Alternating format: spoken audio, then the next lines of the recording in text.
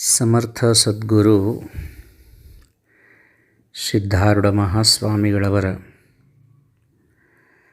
ದಿವ್ಯ ಚರಣಾರವಿಂದಗಳನ್ನು ಮಂದಿರದಲ್ಲಿ ಸ್ಮರಿಸಿಕೊಂಡು, ಸಾರಿ ಚೆಲ್ಲಿದ ಮುಕುತಿ ಗುರು ತೋರಿಸದಲ್ಲದೆ ಕಾಣಿಸದನ್ನ,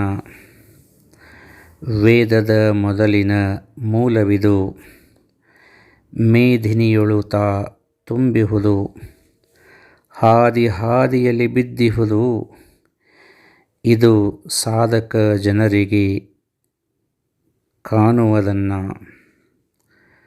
ಸಾರಿ ಚೆಲ್ಲಿದ ಮುಕುತಿ ಹಿಂದೆ ನೋಡಲು ಬಂದಿಹುದು, ಮುಂದೆ ನೋಡಲು ನಿಂತಿಹುದು, ಸಂಧಿ ಸಂಧಿಯಲ್ಲಿ ಜಡಿದಿಹುದು ಇದು ಗುಹೇಶ್ವರ ಲಿಂಗವು ಅಂಥೇಳಿ ಅಲ್ಲಮ ಪ್ರಭುಗಳು ಮುಕ್ತಿ ಮೋಕ್ಷವನ್ನು ಕುರಿತು ಬಹಳ ಸುಂದರವಾಗಿ ಹೇಳಿದರು. ಎಲ್ಲಿ ನೋಡಿದಲ್ಲಿ ಮೋಕ್ಷ ತುಂಬೈತಿ. ಯಾವ ಒಂದು ಮುಕ್ತಿಯನ್ನು ನಾವು ಜಪಿಸಾಕತ್ತೀವಿ, ಯಾವ ಒಂದು ಮೋಕ್ಷವನ್ನು ನಾವು ಅಪೇಕ್ಷೆ ಮಾಡಕತ್ತೀವಿ, ಎಲ್ಲಿ ನೋಡಿದಲ್ಲಿ ಅದು ತುಂಬೈತಿ.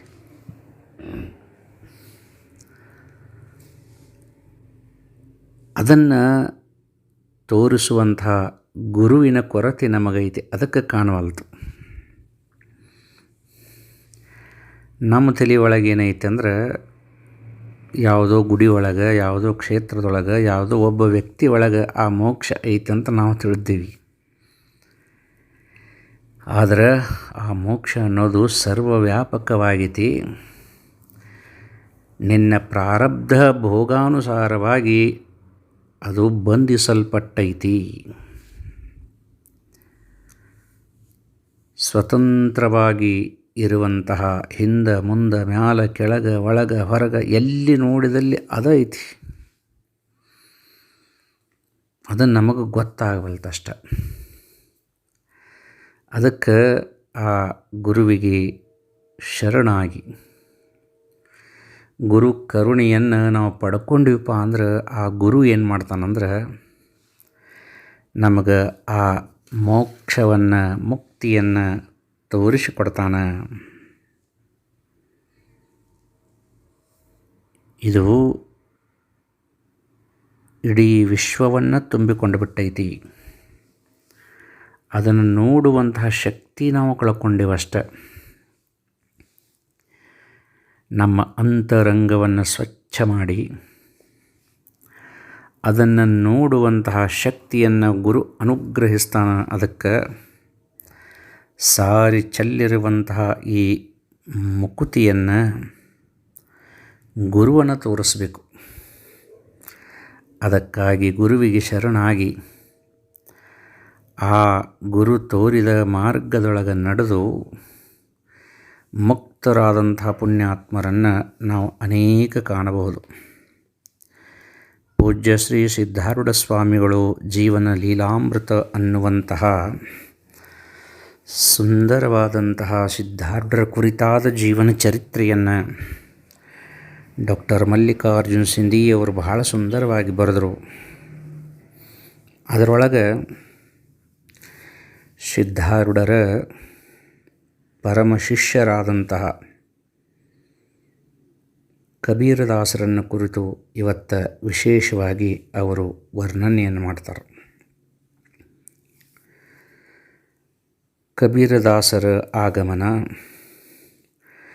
1880 ಕಾಲ ಇರಬೇಕು. ಒಂದು ದಿನ ಸಿದ್ಧಾರೂಢರು ಚಿದ್ಗನಾನಂದ ಸ್ವಾಮಿಗಳ ಸಮಾಧಿ ಮಂದಿರದ ಮುಂದೆ ಹಾಕಿದ್ದ ಚಪ್ಪರದಲ್ಲಿ ಶಾಸ್ತ್ರ ಹೇಳುತ್ತಿದ್ದಾಗ ಅಲ್ಲಿಗೆ ಒಬ್ಬ ಮಹಮ್ಮದೀಯ ತರುಣ ಬಂದ. ಅವನ ಮೊದಲ ಹೆಸರು ಸೈಯದ್ ಅಮೀನ. ಅವನು ಬಳ್ಳಾರಿ ಕಡೆಯವ. ಹೈದರಾಬಾದ ನವಾಬರ ಸಂಬಂಧಿಕನಾಗಿದ್ದನೆಂದು ಹೇಳಿಕೆ. ಅವನು ಸ್ವಾಮಿಗಳ ಪಾದದಲ್ಲಿ ಭಕ್ತಿಯಿಂದ ಮಣಿದನು. ಅವನನ್ನು ನೋಡಿ ಸ್ವಾಮಿಗಳು ನೀನು ಯಾರು ಎಂದು ಪ್ರಶ್ನಿಸಿದರು. ಅವನು ಬಲು ವಿನಮ್ರನಾಗಿ, ದೇವ, ನಾನು ಯಾರು ಎನ್ನುವುದೇ ನನಗೆ ತಿಳಿಯದು. ಅದನ್ನು ಅರಿಯಲೆಂದೇ ತಮ್ಮಲ್ಲಿಗೆ ಬಂದಿದ್ದೇನೆ. ಆತ್ಮೋದ್ಧಾರದ ಹಂಬಲ ಹೊತ್ತ ನಾನು ಹಲವಾರು ಮಠ ಮಂದಿರಗಳಿಗೆ ಹೋದೆ, ಆಶ್ರಮಗಳಿಗೆ ಭೇಟಿ ಕೊಟ್ಟೆ, ಆಶ್ರಯ ಬೇಡಿದೆ. ಅನ್ಯಧರ್ಮೀಯನಾದ ನಿನಗೆ ಇಲ್ಲಿ ಅವಕಾಶ ಇಲ್ಲವೆಂದು ನುಡಿದರು. ಆತ್ಮಜಿಜ್ಞಾಸುಗಳಿಗೆ ತಮ್ಮ ಪಾದದಲ್ಲಿ ಅವಕಾಶವಿದೆ ಎಂದು ತಿಳಿದು ತಮ್ಮ ಬಳಿಗೆ ಬಂದೆ ಎಂದು ಅವನು ನುಡಿದನು. ಸ್ವಾಮಿಗಳು ಅವನನ್ನು ಮನದಲ್ಲಿ ತೂಗಿದರು. ಇವನು ಒಂದು ವಸ್ತುವಾಗುತ್ತಾನೆ, ಕಾಪಾಡಬೇಕು ಎಂದು ಚಿಂತಿಸಿ, ಆಗಲಿ ಇರು ಎಂದು ನುಡಿದರು. ಅವನು ಮನಸಾರೆ ಮಠದಲ್ಲಿ ಸೇವೆ ಮಾಡಿದ.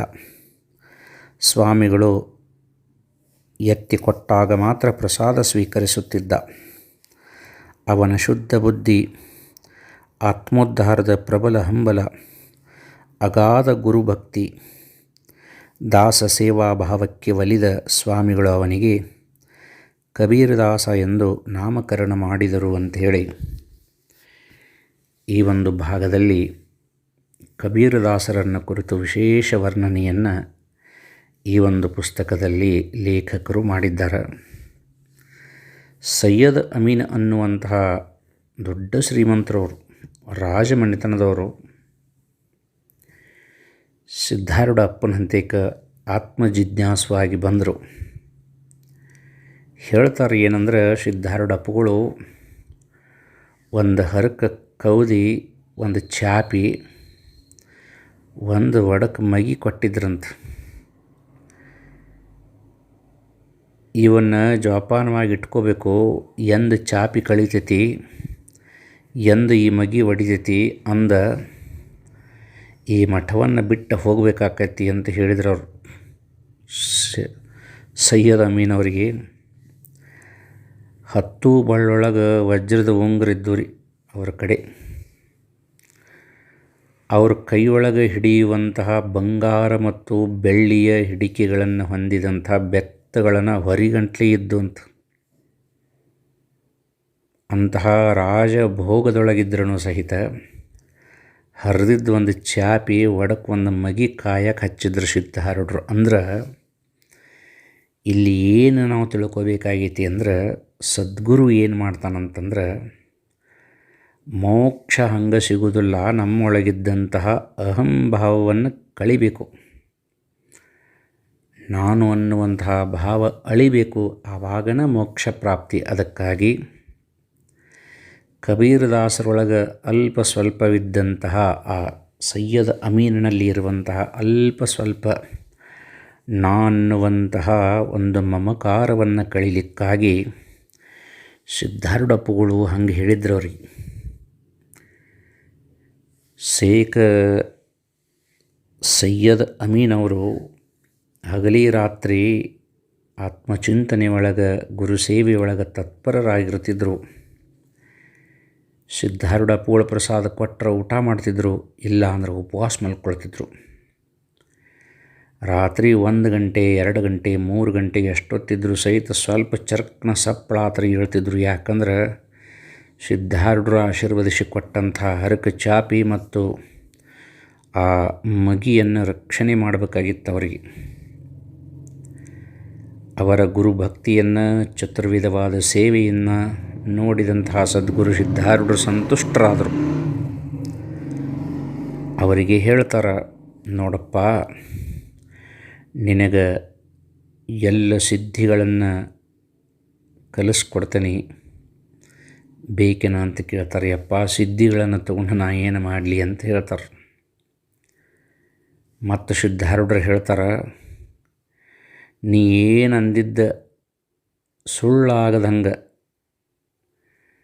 ನಿನಗೆ ಮಾತಾಡುವಂತಹ ಶಕ್ತಿಯನ್ನು ಕೊಡ್ತೇನೆ ಅಂತ ಹೇಳ್ತಾರೆ. ಯಪ್ಪ, ಅದು ಬೇಡ ನನಗಂತಾರೆ. ನಿನಗೆ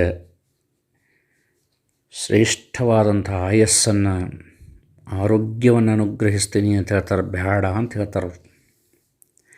ನನಗೆ ಬೇಕಾಗಿದ್ದು ಆತ್ಮಜ್ಞಾನವಂದ ಸದ್ಗುರುನಾಥ. ಅದು ಕೇವಲ ನಿನ್ನ ಪಾದ ಸೇವೆಯಲ್ಲಿ ಮಾತ್ರ ಐತಿ. ನಿನ್ನ ಪಾದ ಸೇವೆ ಒಂದೇ ಸಾಕಂತ ಹೇಳ್ತಾರೆ. ಆವಾಗ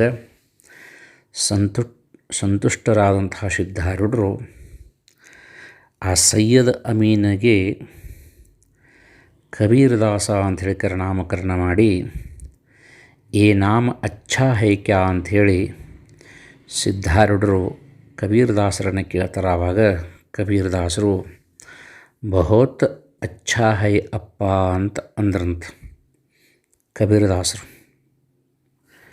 ಕಬೀರದಾಸರು ಸಂಸ್ಕೃತದ ಅಗಾಧ ಪಾಂಡಿತ್ಯ ಇತ್ತವರಿಗೆ. ಆಳವಾದಂತಹ ಸಂಗೀತದ ಅಧ್ಯಯನವನ್ನು ಮಾಡಿದರು. ಅವರಂತೆ ಎಲ್ಲ ಬಗೆಯ ಸಂಗೀತ ವಾದ್ಯಗಳು ಇದ್ದವು. ಆವಾಗಿನ ಕಾಲದೊಳಗೆ ಪ್ರಸಿದ್ಧ ಗವಾಯಿಗಳು ಸಿದ್ಧಾರೂಢರ ಮಠದೊಳಗೆ, ಸಿದ್ಧಾರೂಢರ ಸನ್ನಿಧಾನದೊಳಗೆ ಮತ್ತು ಕಬೀರದಾಸರ ಸಮ್ಮುಖದೊಳಗೆ ಸಂಗೀತ ಕಚೇರಿಯನ್ನು ನಡೆಸಿ ಅವರಿಂದ ಆಶೀರ್ವಾದ ಪಡಿಬೇಕಂತೇಳಿ ಅಪೇಕ್ಷೆ ಪಡ್ತಿದ್ರಂತ ನೋಡ್ರಿ. ರಾಜಮನೆತನಕ್ಕೆ ಸೇರಿದಂಥವರ ಇವರು ಉಡುಪು ರಾಜ ಪೋಷಾಕಗಳಾಗಿದ್ದು ಮತ್ತು ವಜ್ರ ವೈಡೂರ್ಯ ಹವಳ ಮಾಣಿಕ್ಯಗಳಿಗೆ ಕಬೀರದಾಸರಂತೆ ಕೊರತೆನೇ ಇರೋಕ್ಕಿಲ್ಲ. ಮತ್ತು ಒಂದು ಅರ್ಥದೊಳಗೆ ಅವರು ಬಹಳ ವಿಲಾಸಿ ಸಾಧುಗಳಿದ್ದಂಗೆ ಇದ್ದರು. ಅವರು ಕೈಯಾಗಿ ಹಿಡಿಯುವಂಥ ಬಂಗಾರ ಬೆಳ್ಳಿ ಹೊದಿಕಿರುವಂಥ ಬೆತ್ತಗಳ ಬಡಿಗೆಗಳನ್ನು ಹೊರಿಗಂಟ್ಲೆ ಇದ್ದು ಅಂತ. ಅವರು ರಾಜರಂಗ ಮೆರೆದ್ರೂ ಸಹಿತ ಅವರ ಅಂತಃಕರಣ ಅತ್ಯಂತ ತಿಳಿ ಮತ್ತು ನಿರ್ಮಲವಾಗಿತ್ತು. ಕಣ್ಣೊಳಗೆ ಹಾಕ್ಕೊಂಡೇನಂದರೂ ಸಹಿತ ಅವರ ಒಂದು ಚರಿತ್ರದೊಳಗೆ ಒಂದು ಕಸದ ಕಡ್ಡಿ ಸಿಗತಿರ್ಕಿಲ್ಲ ಅಂತ ನೋಡ್ರಿ. ಕಬೀರದಾಸರು ಹಂಗಿದ್ರು. ಸಿದ್ಧಾರೂಢರ ಮಠದೊಳಗೆ ಕಬೀರದಾಸರು ಒಂದು ಅಪ್ಪಟ ಗಟ್ಟಿ ಬೀಜ ಆಗಿದ್ರಂತ. ಯಾರ ಗಂಡ್ಮಕ್ಳು ಬಂದರೂ ಸಹಿತ ಅವರ ಹಂತೇಕ ಹೋದ್ರಪ್ಪ ಅಂದ್ರೆ ಅವರನ್ನು ಬಾ ನನ್ನ ದೊರೆ ಅಂತ ಕರಿತಿದ್ರಂಥವ್ರು ಕಬೀರದಾಸರು. ಯಾವುದೇ ಹೆಣ್ಮಗಳು ಅವರಂತೆ ಹೋದ್ರೆ ಬಾ ತಾಯಿ ಅಂತ ಕರಿತಿದ್ರಂತ ನೋಡ್ರಿ. ವಿಲಾಸಿ ಸಾಧು ಅನಿಸ್ಕೊಂಡಿದ್ರೂ ಸಹಿತ ಅವರ ಕಚ್ಚಿ ಬಹಳ ಭದ್ರವಾಗಿತ್ತಂತ ನೋಡ್ರಿ. ಸಿದ್ಧಾರೂಢರಿಗೆ ಒಳ್ಳೆಯ ಗಟ್ಟಿ ಶಿಷ್ಯರಾಗಿ ನಿಂತಿದ್ದರು ಕಬೀರದಾಸರು. ಅವರು ಸಿದ್ಧಾರೂಢರಿಗೆ ಕೇವಲ ಶಿಷ್ಯರಾಗಿರೋಕ್ಕಿಲ್ಲ, 4 ಆನೆಯ ಬಲ ಆಗಿ ನಿಂತಿದ್ದರಂತ ಸಿದ್ಧಾರೂಢರಿಗೆ. ಸಿದ್ಧಾರೂಢಪ್ಪನ ಹಂತಕ್ಕೆ ಯಾರಾದರೂ ವಾದ ವಿವಾದ ಮಾಡಬೇಕಂಥೇಳಿ ಅಹಂಕಾರದಿಂದ ಬಂದ್ರಪ್ಪ ಅಂದ್ರೆ ಮೊದಲು ಅವರು ಕಬೀರದಾಸರಿಗೆ ಭೇಟಿ ಆಗಬೇಕಾಗಿತ್ತು. ಕಬೀರದಾಸರ ಕಡೆ ಹೌದು ಅನಿಸ್ಕೊಂಡ ನಂತರ ಇವರು ಸಿದ್ಧಾರೂಢಪ್ಪನ ಹಂತಕ್ಕೆ ಹೋಗಾಕ ಯೋಗ್ಯದಾರಂಥೇಳಿ ಕಬೀರದಾಸರ ನಿರ್ಣಯ ಕೊಟ್ಟ ನಂತರನ ಆ ಜ್ಞಾನಿ ಸಿದ್ಧಾರೂಢರ ಹಂತಕ್ಕೆ ಹೋಗ್ಬೇಕಾಗಿತ್ತು. ಅಷ್ಟ ಜ್ಞಾನವಂತರು ಕಬೀರದಾಸರು. ಕೈ ಬಾಯಿ ಕಚ್ಚಿ ಇವು 3 ಸ್ವಚ್ಛವಾಗಿದ್ದು. ಕೆಲವು ಜನ ಹೇಳ್ತಿದ್ರಂತೆ, ಇದರೊಳಗೆ ಬರೀತಾರೆ ಏನಂದ್ರೆ, ಕಬೀರದಾಸರ ಒಂದು ನಡವಳಿಕೆಯನ್ನು, ಕಬೀರದಾಸರಲ್ಲಿ ಇರುವಂತಹ ಒಂದು ಸ್ವಚ್ಛತೆಯನ್ನು ನೋಡಿದಂಥ ದೇವತೆಗಳು ಸಹಿತ ಅವರಿಗೆ ಹೆದರ್ತಿದ್ರಂತ ನೋಡ್ರಿ. ಅಂದ್ರೆ ಎಷ್ಟೊಂದು ಪವಿತ್ರ ಆತ್ಮ ಇರಬಹುದು ಈ ಕಬೀರದಾಸರದಂತ. ಒಮ್ಮೆ ಒಬ್ಬ ದೊಡ್ಡ ಪಂಡಿತಿದ್ದ, ಅಹಂಕಾರ ಭಾಳ ಇತ್ತು ಅವಾಗ. ಸಿದ್ಧಾರೂಢರನ್ನ ವಾದದೊಳಗೆ ಸೋಲಿಸ್ಬೇಕಂತ ಬಂದಿದ್ದವ. ಸಿದ್ಧಾರೂಢರು ಎಲ್ಲಿದವರು ಅನ್ಕೊಂತ ಮಟ್ಟದಾಗ ಬಂದ. ಕಬೀರದಾಸರು ಕುಂತಿದ್ರು ಅಲ್ಲಿ. ಎಲ್ಲಿದಾರವರು ಸಿದ್ಧಾರೂಢರು ಯಾಕಂತ ಕೇಳಿದ್ರು ಕಬೀರದಾಸರು. ನಾದ ಬಿಂದು ಕಲೆ ಅಂಥೇಳಿ ಹೇಳ್ತಿರ್ತಾನ, ಅದರ ಅರ್ಥ ಕೇಳಿ ಹೋಗಕ್ಕೆ ಬಂದನಿ. ಕರಿಯಲಿಯಲ್ಲಿದ ನಾವು ಸಿದ್ಧಾರೂಢ ಅಂತಂದ. ಎದ್ದು ಬಂದ ಕಬೀರದಾಸರು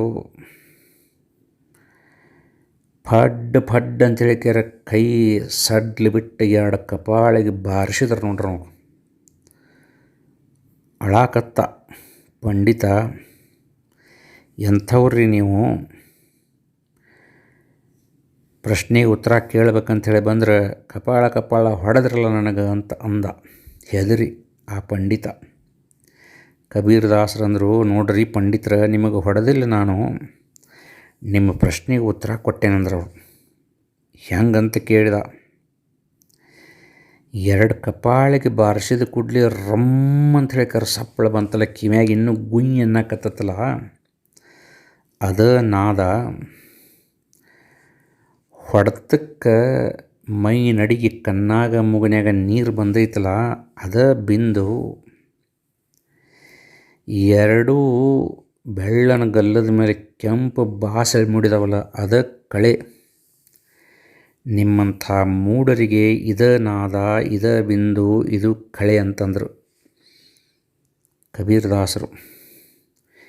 ಸಂತ್ಯಾಗ ಒಂದು ಹುಲ್ಲಿನ ಹೊರಿ ಕೊಂಡುಕೊಳ್ಳುವಂಥ ಯೋಗ್ಯತೆ ಇಲ್ಲದಂಥ ನೀವು ವಜ್ರದ ವ್ಯಾಪಾರ ಮಾಡಕ್ಕೆ ಬಂದಿರಣ ಅಂತ ಕೇಳಿದ್ರು ಕಬೀರ್ ದಾಸರು.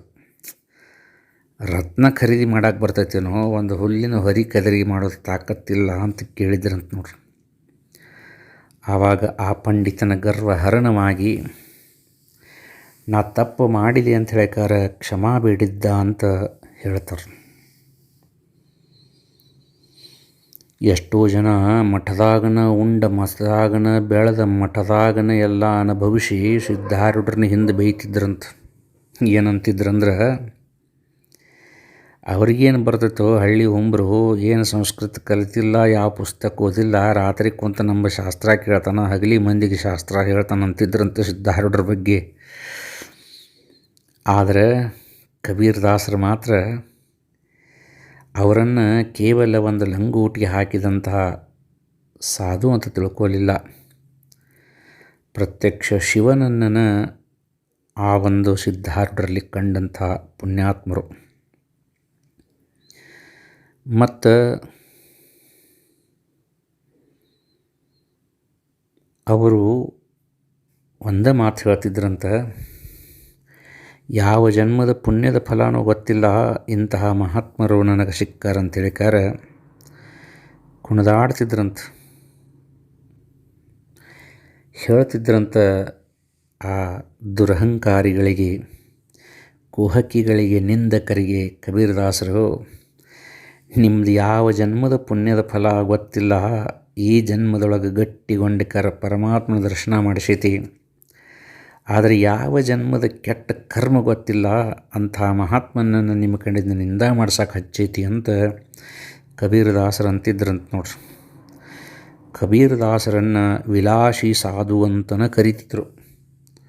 ಹಿರಿಯರು ಹೇಳಿದಂಥ ಮಾತನ್ನಿಲ್ಲಿ ಬರೆದರು. ವಿಲಾಸಿ ಸಾಧು ಅಂತ ಕರಿತಿದ್ರಂಥವ್ರನ್ನ. ಅವ್ರಿಗೆ ಯಾವುದ್ರ ಕೊರತೆನೂ ಇವ್ರು ಹಾಕಿಲ್ಲ ಅಂತ ನೋಡ್ರಿ. ಅವರು ಸ್ನಾನ ಮಾಡೋಕೆ 2 ಹಂಡೆ ನೀರು ಕಾಸಿ ಅದರೊಳಗೆ ದುಬಾರಿ ಸುಗಂಧ ದ್ರವ್ಯಗಳನ್ನು ತರಿಸಿ ಹಾಕಿ ಅವರು ಸ್ನಾನ ಮಾಡ್ತಿದ್ರಂತ ನೋಡ್ರಿ. ಅವರು ಸ್ನಾನ ಮಾಡಕತ್ತಂದ್ರೆ ಮಠದ ತುಂಬ ಅತ್ತರಿನ ವಾಸನೆ ಬರ್ತಿತ್ತು. ಕಬೀರ್ ದಾಸರ ಜಾಳಕ್ಕೆ ನಡೆದೈತಿ ಅಂತ ಭಕ್ತರು ಅಂತಿದ್ರಂತ. ಒಂದು ಸಾರಿ ಬರಗಾಲ ಬಿದ್ದಿತ್ತು, ನೀರಿಗೆ ಹಾಹಾಕಾರ ಇದ್ದಿತ್ತು.